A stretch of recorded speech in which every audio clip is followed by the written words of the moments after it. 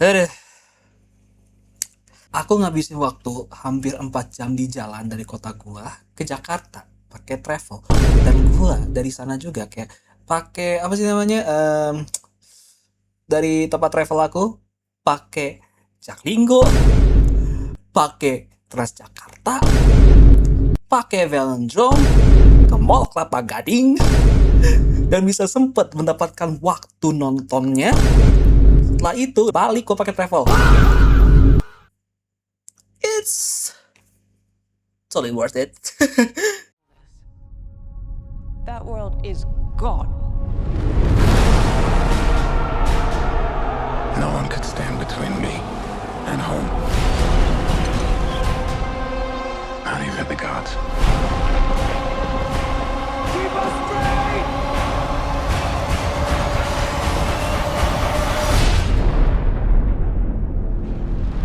Ya sesuai thumbnail ya, aku udah nonton The Odyssey oleh Chris Nolan, and my god, ini 3 jam, but it's well paced.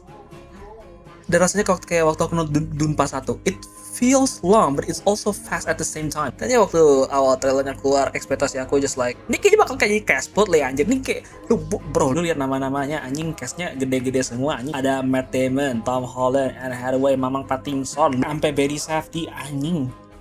Mikir angkat James gak tuh? But ya, kelihatan sekali Mamang Nolan ya. He knows what he's doing. Well, to make it simple, tanpa nge-spoil apapun, bapak beli susu 1 dekade ya, dan mau pulang lagi 1 dekade. Whatever happens, shenanigans on the way, man.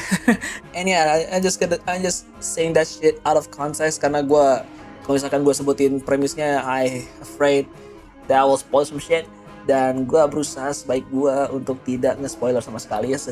Jadi kalau kalian mau nonton, go ahead. Gue agak telat 2 minggu karena gue gak ada waktu sama gak ada duit. Tapi yang kali ini kayak gue bersyukur banget karena adek gue ada tiket travel yang kosong. jadi gue pakai itu. Jadi sekalian gue ngajar, gue juga lagi bete di rumah. And yes, sesuai yang gue ngomong tadi, it's damn worth it, it's fucking good, he knows what he's doing. Gue angkat tangan dah, masalah apapun dari Mamang Nolan, gue semuanya angkat tangan dah, sumpah angkat tangan. Gue anjing, gue kangen banget dengan film typical adventure kayak gini. Dan I grew up with adventure movies, and film kayak gini tuh film yang bakal gue kayak ngerengek ke orang tua gue untuk nonton di umur gue mungkin umur 8 atau 9 tahun.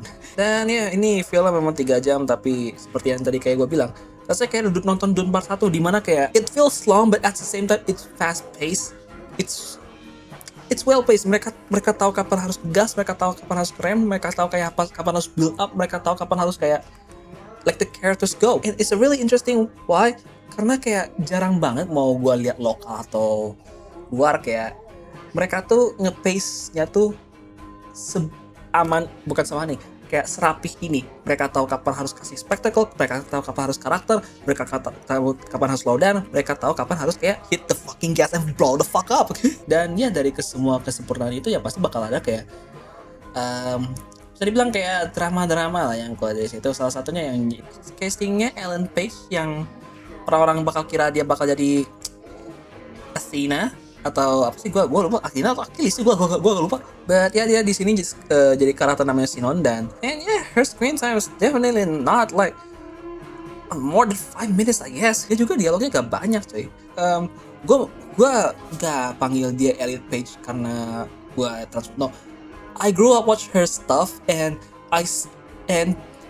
to me, ketika waktu gue lihat kredit, the name Ellen Page is still stuck in me. I haven't moved on from that yet. Give me time for it. I'm not transphobic. I'm just not used to it yet.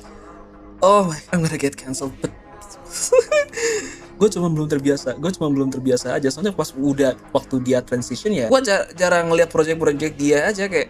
So the name haven't stick yet to my brain. I'm so sorry. I really am sorry. Anyway, banyak juga cast di sini yang namanya gede, tapi di sana cuma kayak bawa aura farming ya. Salah satunya ya Barry Safdie yang jadi Agamemnon ya. His presence, sekalinya Agamemnon itu ada di layar, his aura farm to the death. Dialognya juga kayak dikit banget.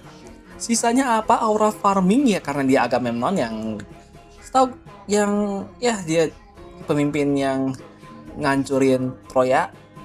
I haven't read both of them. I haven't read the Odyssey. I don't know shit about Troy. I haven't watched that fucking movie yet with Brad Pitt. I haven't read the Homer, like the novel. Let's say I haven't read the original Odyssey. Kayak yang dari translationnya atau apa itu, I haven't read that shit as any single of them. Jadi gua take this review from a side of a fucking normie blinded, okay?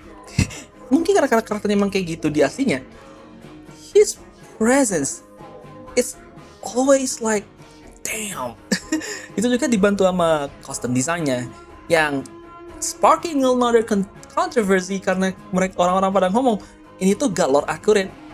Man, have you guys forgot there's this shit called the rule of cool. Kayak lu mau bodoh amat mau itu tidak historical accurate, kayak tidak seakurat dengan source materialnya dan lain-lain. I mean, if it looks cool and it works, then it works. And also, the Odyssey is fucking fiction. You all know that, right? Speaking of casting, gue lumayan kaget ada Travis Scott. gue kayak menali dia yang pertama lagi kan, anjing. Gue kayak waktu pertama muncul gue kayak ketawa mulu anjing nih.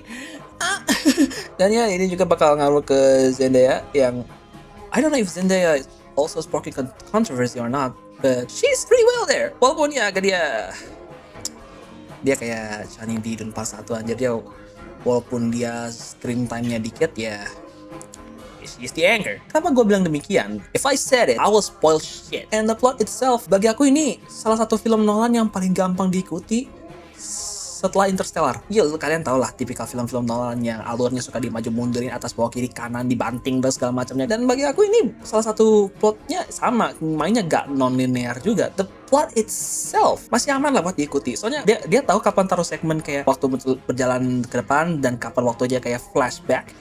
Which I seen it earlier waktu aku nonton Avatar 3. Buat kalian yang nggak tahu, ini kayaknya cuma IMAX only seingat aku. Sebelum pemutaran film Avatar Fire and Ash, ada 10 menit pertama film The Odyssey. Dan 10 menit pertama itu adalah pas saat kuda Troyanya masuk. Dan aku lupa sequence-nya seperti apa, tapi pokoknya itu berakhir dengan pintunya dibuka dengan Agamemnon masuk bersama pasukannya. That's it. So it doesn't even surprise me in fucking theory, but somehow that shit give me chills down to my fucking spine. Oh my god. Gue yang kayak udah pernah lihat itu, ngerasain itu kembali. Nolan, you know what the fuck you're doing there, man. Oh my god. And yeah, I'm gonna stop it right there.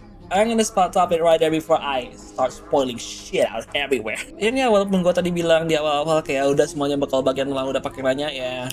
Pastilah nih, this is not a perfect movie. Ini ya bisa mulai dari castingnya. Aku gak ada amarah atau apa waktu aku lihat castingnya. They will do a great job. I know it, cause it's fucking Nolan. Ya, gue mungkin bisa dibilang kayak Nolan dick writer or something, tapi kayak setidaknya Nolan adalah sutradara yang tahu apa yang terjadi. Dan waktu dia milihin cast, baik dirinya dan para castnya tahu mereka tanda tangan tuh buat apa. Mereka tuh masuk ini tuh buat apa.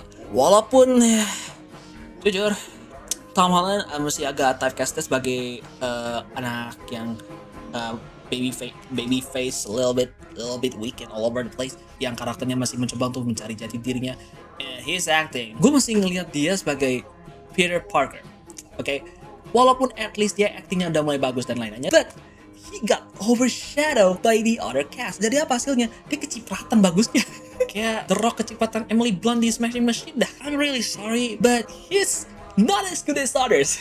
Dan ya beberapa dialog juga yang dimana harusnya kayak deliver the emotions and all kind of stuff agak kependem. Aku gak tahu apakah emang ini arahan Nolan agar tidak dieksagerasi, tapi ada beberapa momen yang harusnya tuh itu ngena. Rasanya tuh agak kurang ketika di deliver itu. And there's a lot of stuff yang agak kependem, mau itu dari acting, mau itu dari kayak penyampaian dialog. Because a lot of things that happen selain Matt Damon dan awak kru kapalnya, dan juga Anne Hathaway in some point, they know what their character are, they can deliver their character, but the emotions are not there yet. Emosinya tuh belum nyampe, at least itu dalam pandanganku. And ya, dari semua castingnya, Robert Pattinson and John Bernthal definitely one of the best. Man, mereka screen time-nya it's well spent more than the most of the characters except Matt Damon.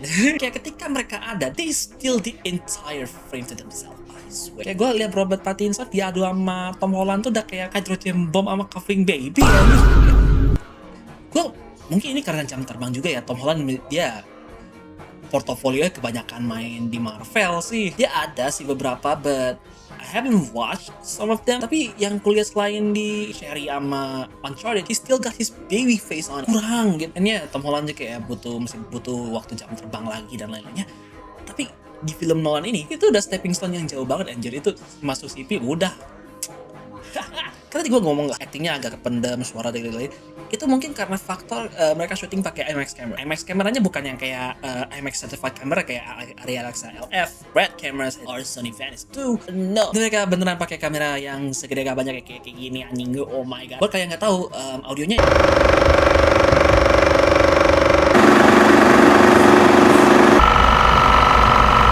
keras banget coy, bahkan bikin teknologi baru dikasih shell dan lain-lainnya, ditambah juga sampai bikin kamera baru. Itu kalaupun itu bikin teknologi baru itu segedenya masih segede kabar anjing, itu bawahnya Allah. Dan ya mungkin gara-gara itu banyak faktor yang ikut turun, yang tadi aku bilang kayak acting sama camera angle. Now that this movie have a goddamn good cinematography, tapi ketika udah masuk ke bagian action, bubar. Action di sini tuh bagi aku bukan action yang kayak dikejar monster dan lain-lain. Enggak. Ketika wide ya bagus, tapi ketika deket tuh kayak it's kind of a little bit disorienting. Mungkin karena kameranya juga ya segede gitu, harus kayak 4 orang buat di bawahnya tuh, bahkan badan Van Hoyten aja kayak kegedean anjir. The camera is heavy, I know, but that became the limitation of the shoot. Ada beberapa momen di mana ketika kameranya dibikin disorienting, itu mesti masuk akal, but most of the times gue bingung mau ngeliat apanya anjir. Sumpah. Walaupun tadi gue bilang bagian actionalnya itu bisa ada disorienting, there's launch sequence yang tim awaknya Odysseus ngelawan kayak orang-orang yang Juggernaut. Man, production designer Ruth Jung, I hope I pronounce that shit right, you did a fucking well done this shit. Gue spoiler minor aja kayak itu kan pasti mereka kabur tuh kan, takut dilawan karena emang Juggernaut gede tipe shenanigans. But the way they shot it, itu kita dibikin bingung dulu. Ini kita larinya kemana? Kita tahu larinya keluar, tapi ini kemana arahnya? Sampai, men, kita ngikutin beberapa awak nih, ada 3 orang kita ikutin ya. Tiba-tiba, men, ini klan anjing kayak IQ Play dijebak gak tuh? Dijebak gak tuh? Oh my god. Dan gak hanya itu, lagi berantem tiba-tiba tanahnya muter, pohonnya muter anjing. Oke. I know they shot this shit on location, but oh my god. Gue gak tahu apakah ini karena production designernya atau karena visual effects-nya. Ini ya orang-orang juga bakal bilang kayak production design bagus, set design bagus, dan lain-lainnya. But, just a reminder, ini film R13+. Di Indo. Di luar. Alright, R di luar itu setara dengan D17+ di kita. Gue gak tahu apakah ada di sensor atau enggak, tapi selama gue nonton, there's nothing even censored. Also, there's a fucking body horror sequence. Singkatnya, awak kapalnya Odysseus kena hasutnya Cersei dan mereka diubah menjadi binatang. Tapi caranya, that's fucking body horror, body morphing type shit. Like, bro, you're okay? Like showing this to like young teenage audience, dan R13+ itu rawan dengan bawa anak-anak ke bioskop. Are you sure about that, LSF? Dan itu gak disensor. At one point, what the fuck? At the other point, man, gue demen banget sama itu. That's one of my favorite sequence. Not only it feels dirty, not only it feels gua hampir kayak mulut gua asem di situ, kayak gua pengen nyebak di situ. Ya, endnya gua lagi nahan diri karena gua udah gak ngerokok seminggu. And also itu gak ditanggung-tanggung anjir, itu sampai ada satu shot itu pas badan salah satu awak kapalnya mau diubah jadi binatang, itu tangannya dimasukin full dari mulut sampai ke tengah badan, digleber-gleber kayak bener kayak jadi karet itu. Orang lain mungkin akan takut di situ, but I'm a fan of body horror. That shit make me laugh. Banyak orang yang ngomong kayak Nolan itu gak pakai CGI itu. Nolan tuh dia tuh kayak gak anti CGI. Jika dia bisa shooting on camera, maka dia akan lakukan on camera. Dan gue yakin pasti bakal ada beberapa visual effect juga ya. Pasti ada lah kayak mungkin buat wire work, buat kompas ini dan lain-lainnya. Dan CG juga pasti bakal ada. Obviously there's gotta be one. Kenapa? Gue nonton sampai kredit beneran beres ya. Ada di neck anjing. ada D-neck. Dan ya gue bisa tahu lah ada beberapa shot yang ada dia pakai CGI dan lain-lainnya, but seamless. It's seamless. It looks cool. The rule of cool just applied to this movie as a whole. Oh my god. And ya, musik pakai nanya Ludwig Göransson coy. Dan berapa kali coy gue di sini saja gue musik gitu. Di sini gue pakai yeah, is it worth it? Definitely fucking worth it. Definitely one of my like top movies of 2026 at the moment. Gue taruh ini film di atas Project Hail Mary. It's really damn good. Go fucking watch. Tapi kalau misalkan kalian kayak gak ada akses untuk nonton IMAX seperti aku, cari bioskop yang flat screen. Atau at least nayangin film dengan format widescreen. Ya, karena apa? Karena dia tuh aspek rasionya tuh sama dengan kayak yang tayang di Indonesia. Iya, technically speaking, IMAX yang paling gede di Indo aja, IMAX yang Kelapa Gading, itu 1,90 banding 1. Alias IMAX digital. Atau orang-orang di luar nyebutinnya LIMAX. Dan IMAX yang beneran IMAX itu 1,43 banding 1. Alias rasio video ini. Tapi ya sebenarnya kita ada dulu. Yakni di Teater Keongmas. Yang sayangnya, bro, license kagak diperbarui. Ya sih, ganti ke laser projector, tapi itu laser projector home theater anjing. Damn, Mahaka, step the fuck down. Just give Keongmas Taman Mini to fucking XS1 or some shit. Or at least pick the fucking license for the IMAX shit. Kayak, bro, lu daripada upgrade ke laser projector yang home theater, yang hasilnya tuh udah kayak apa sih, presentasi PowerPoint di kantor ya, kata orang juga ya. Lu beli barcode kek, atau enggak lu beli license IMAX, lu ganti lah itu ke IMAX GT. Walaupun IMAX GT ya sama, dia laser juga, cuman dia bisa nyampe 143 banding 1 anjing. Kayak, man, kalah sama Thailand. Kalah sama Thailand yang udah duluan anjing. Lu kalah sama Thailand bangsa. IMAX pertama di Southeast Asia. Correct me if I'm wrong about that. Pasti upgrade. Kalah sama tetangga. Tidak di preserve. Dan ya buat kalian yang kayak mikirin kayak mending ke bioskop atau apa, kayak ngapain sih mikirin aspek rasio, kan nanti ini potong juga nih. Bersyukurlah karena Nolan baik hati agar semua formatnya tuh kayak well made untuk setiap teater. But sayang gak sih, film yang udah dibuat kayak segede layar kayak gini, kayak coy, gua aja masih agak rasa nyesel dikit gitu, karena kayak yang gua dapet tuh cuman seberapa persen dari aslinya gitu, dan lu milih buat nonton yang kayak gini aspeknya. Somebody get this bigger sound here, I swear to fucking god man. Setidaknya flat screen lah, setidaknya.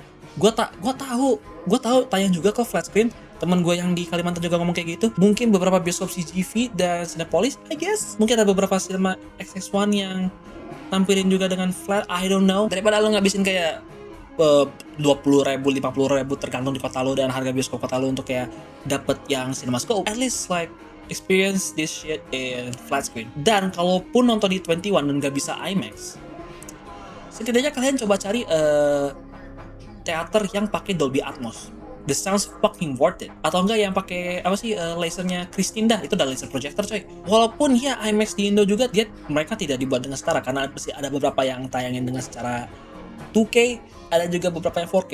4K juga seingat aku gak banyak, salah satunya di Kelapa Gading, di Gancit, dan ada juga di Sumamba ya.